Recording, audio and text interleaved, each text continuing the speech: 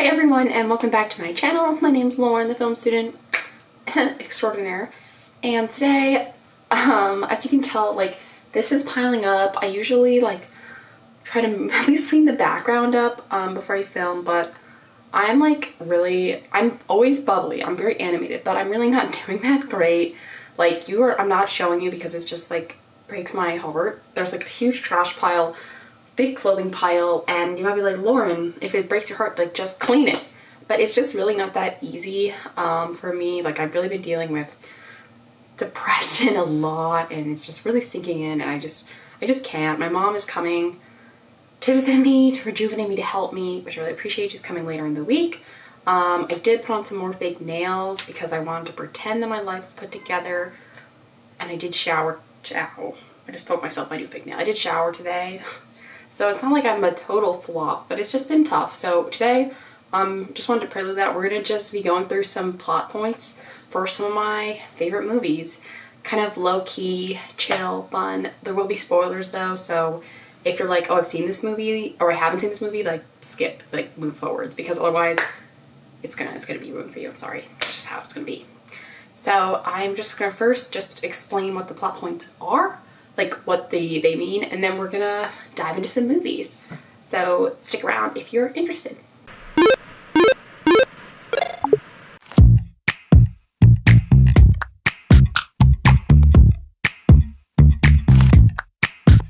I was kissing you with my eyes open, but you said keep them closed and be in the moment. Also, subscribe, comment.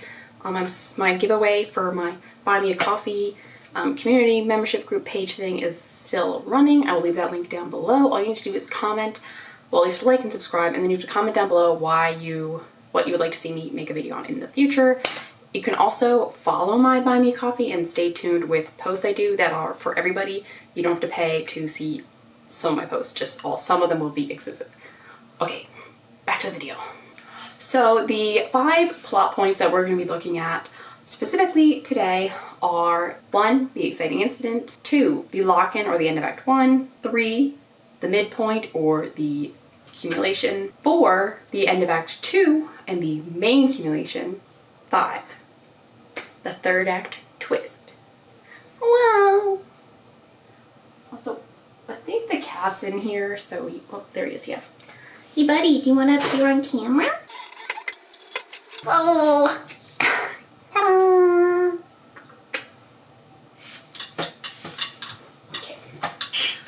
Okay.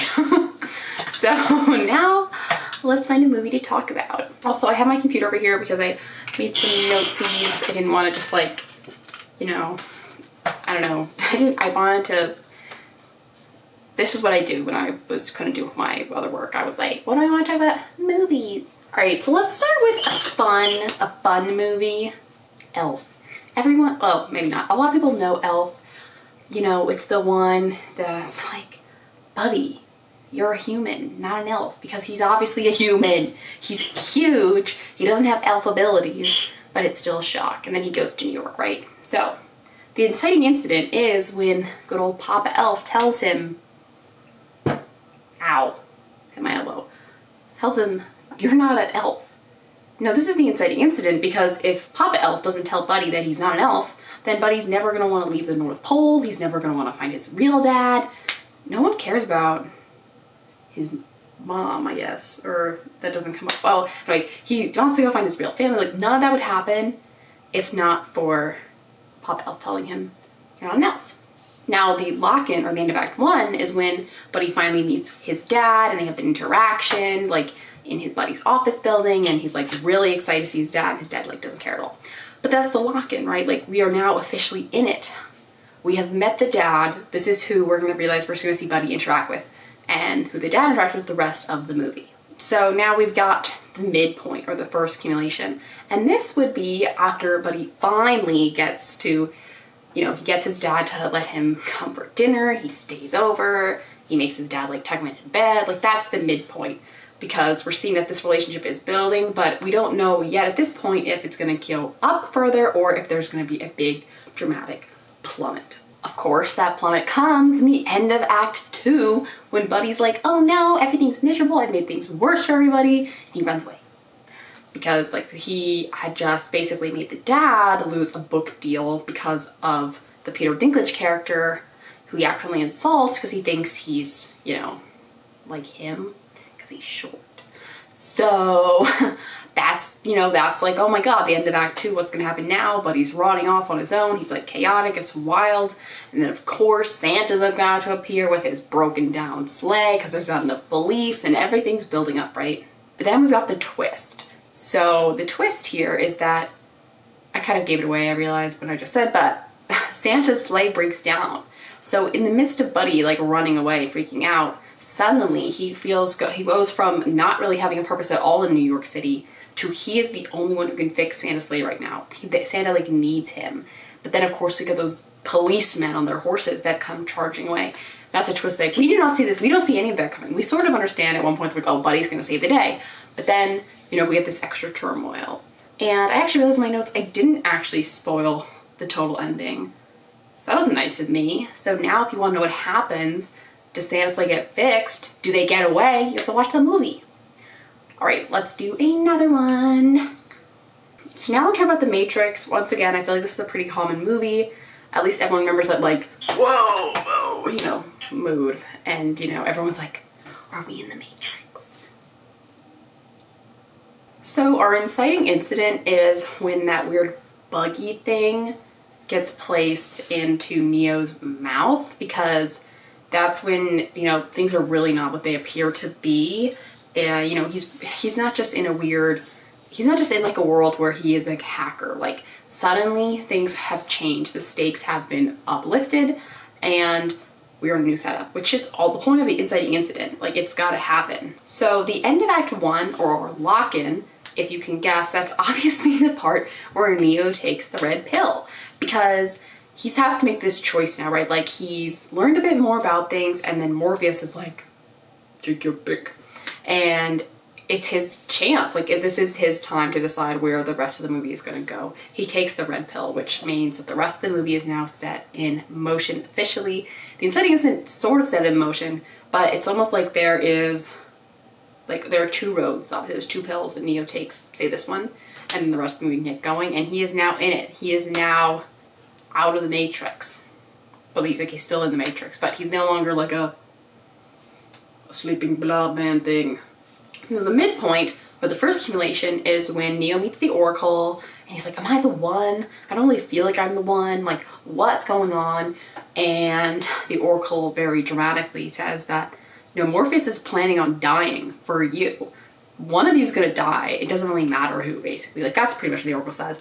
And that is the midpoint, right? Because suddenly, Neo now has to decide, like, is he going to give up his life for Morpheus? Like, if one of them has to die, is he ready to do that? Is he ready to let Morpheus make the decision for him? So that's the midpoint. Like, we are gonna see that the story can't go, like, we can't go backwards at this point. Like, Neo, the choice is in the works. So now, again, we are back at the end of Act 2. Okay, so once again, now we're at the end of Act 2, or the main accumulation. At this point, you know, people are dead. A couple people are out, like Trinity and Neo, like they're okay. I think Morpheus is captured at this point, what did I say? Yeah, Morpheus is captured, and they're like, what are we gonna do? I think Tank, yes. Tank is like, we gotta unplug Morpheus in order to like save him, because otherwise he's gonna get like, you know, taken over. But they're like, no. So Trinity and Neo decide to go back into the Matrix. They're about to save the day. That is the end of Act 2, because everything, obviously at each step, everything has been leading up to that moment. But that's why there are these accumulations at the end of each act. We're setting up for the next big thing. Of course, now we're like, but Lauren, what is the third act twist? The twist here is that, you know, Neo is, you know, running, he's running, and then like Agent Smith is like, and Neo goes like, and Trinity basically says like, the Oracle told me that I was gonna fall in love with the one, and like, I love you or something. and then she kisses, you know, Neo, and then Neo's like, you know, that like dramatic movie scene that always happens. We're like, oh my god. So he is the one. Is he? Like, or does he just become the one? That's the twist. So now we've done 2 movies. I hope that like this is interesting to you. It's really interesting to me. I'll do a few more. I don't want this video to be too long. I just need something lighthearted and fun to do. For our next fun little movie, we're doing Mean Girls. Once again, I'm trying to pick movies that I feel like most people know. Mean Girls is the iconic, you know, on Wednesdays we were at Pink. On October 3rd, he asked me what day it was. What day is it? It's October 3rd, you know, that movie. The Inciting Incident is when, you know, Katie is all, I wasn't sure if the Inciting Incident should be when Damien and Janice tell Katie to go, you know, infiltrate the Mean Girl group.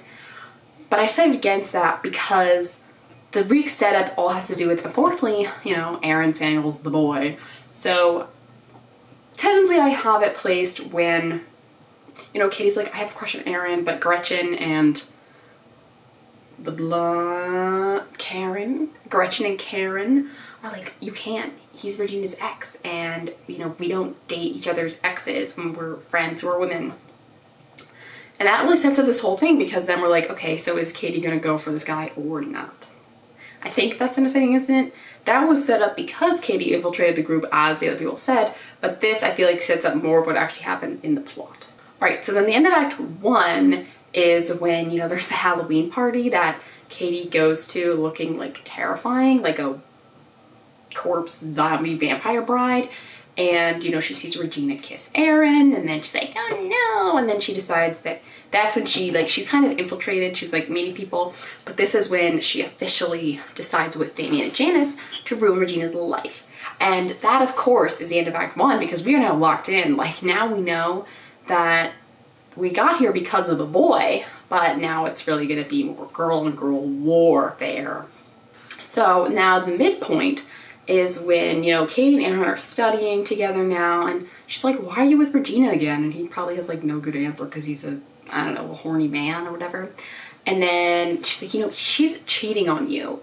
Aaron is not happy to hear that. He decides to break with Regina, and Regina's world, you know, starts to go, meow.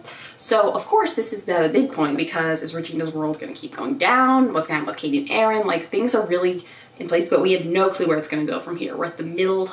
Tension is, you know, right now it should be at the highest that it's been in the film, but it's not going to be the highest that it will ultimately be. So now the end of Act 2 would be when Janice and Damien decide that since Katie's basically now taken over and become like the new queen bee, they're like, you're no better basically than Regina was. And at the same time, Regina's like, Katie's one who's been like sabotaging me, because I think her new boyfriend or whoever it was is like, you know, you're eating those like bars that are basically full of fat, like those Swedish things. So that's the, you know, the end of Act 2, because now we understand like alliances are really changing at this point. So we're not sure what's going to happen in the 3rd act. And of course, drumroll please, we're getting ready for the 3rd act twist.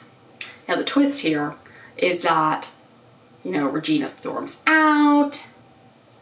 Katie is, you know, like apologizing very dramatically, and then Regina gets hit by a bus, which is, no one sees that coming. Like, nobody sees that coming. Okay, so let's see. Oh my god, this video is getting a lot longer than I thought it was gonna be. Oh, okay. So I think we're gonna do one more movie, and we're gonna do the Shawshank Redemption. I think this is such a good film. And it's really different than the other ones. Again, I think this is a pretty well-known movie, so I'm sorry if it's a spoiler for you. So the Inciting Incident is when, you know, new prisoners come into Shawshank, and, you know, they're trying to figure out, like, the older prisoner, like, who's gonna break down first? And Red's like, Andy will. But Andy, you know, he doesn't. And that's when Red's like, wait a second, this guy, something's different about this guy who's not, like, freaking out being in jail. That's the Inciting Incident, because, you know, suddenly realize there might be a relationship between these two people. So now at the end of Act 1, we have, you know, Andy hears, like, the prison guards people are talking about how, like, there's all these tax problems and they're not happy about where the money's going, and Andy's like, you know, I could, like, help you, you know, shelter some money away from the IRS, you know, as long as you give me some beer, basically. But you realize, like, he's trying to, like, kind of get his way. You know, he's trying to be helpful. And that's the end of Act 1, because we're realizing that, like, this guy Andy is smart. he obviously knows things. He's knowing how to like play on the different people with each other, and we start wondering what's he gonna be doing in this prison now if he's getting maybe a little more power, a little more influence. Now the midpoint is, so we get some donations of books and music to the prison, which is, a nice thing. And he finds some Mozart, he locks the guard up, and he plays this Mozart piece over the whole system in the jail, which, it's not allowed. First of all, he locked up a guard. Anyway, so he gets sent to solitary confinement for, I think, 1 or 2 weeks? Probably 2 weeks. Oh, my battery's about to die. All right, I'll be back very shortly with the next part. Okay, hopefully this setup is like pretty much the same. So I think we just finished the midpoint. Okay, yes. So now we're coming to the end of Act 2, the main accumulation, like things are really, something is gonna happen at this point, right? So at this point, Andy, he gets some new info. He's like, oh my God, like I might be able to prove I'm innocent actually. Norton, who's the dude that he's been kind of helping with the IRS money funneling thing, be like, hey, will you help me like get in contact with some people? Like I'm not gonna let anyone know about this, like don't worry, please. And Norton's like, no way, and he basically shoots the guy who could have helped Andy out. So this is the end of Act 2 because, Andy has just lost his only way out. So, right. Now, we get to the twist, which is always the interesting part, and the part that, the key thing with the twist is that you want it to it has to be both surprising and inevitable to the audience. Like, they have to be like, of course this is what happened, while still being like, oh my God, I didn't see that coming. So with the Shawshank Redemption, basically, Andy is suddenly, like, you can't find him anywhere. He's supposed to be in a cell and he's not. No one's really upset. He's in the room. He's, like, stalking around. He's throwing things. And all of a sudden, a poster on the wall gets, a hole in it. And it's like, how could there be a hole in the poster? Like, there's wall there. Take off the poster, and there's actually a tunnel. Not a big tunnel, but big enough for a man to squeeze through. And that is how the twist is a twist. Yeah, so I'm gonna end it now because there are more movies to talk about, but if you enjoyed this, I'll do more of them. It's Tuesday night and I gotta finish editing this, and then I gotta do a little bit of homework too. So yeah, I hope you enjoyed it. I really hope that soon I'll be able to do I was gonna do a room video, but I don't think that's gonna happen, honestly, with everything going on, but I'm moving next semester, so you'll see me places then eventually. Anyways, I'm not doing a second video this week with everything going on with my mental health and also preparing for finals and projects. I just don't have the time, so I apologize about that, but I will be back next week, with a Wednesday video, and it should be the end of the month as well, so you'll get my live stream, so you will see me coming up in the future. I just need to take some time off for myself. So that's it. Please comment down below and subscribe, and I will see you next week. Bye.